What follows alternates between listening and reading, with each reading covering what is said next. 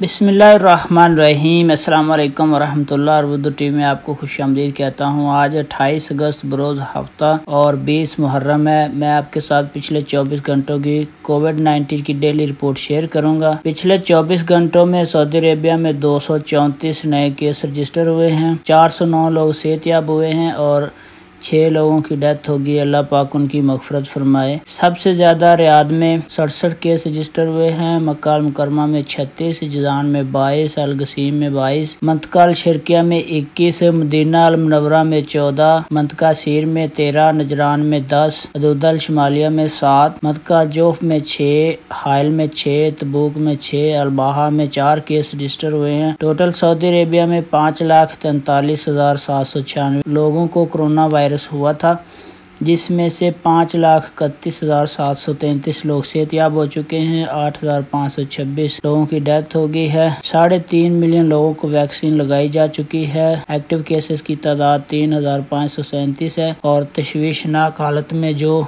मरीज हैं उनकी तादाद 978 है। तो फ्रेंड, ये अहम अपडेट कोविड की आपके साथ शेयर कर रहा था। वीडियो देखने का बहुत बहुत शुक्रिया। अस्सलाम वालेकुम वरहमतुल्लाह।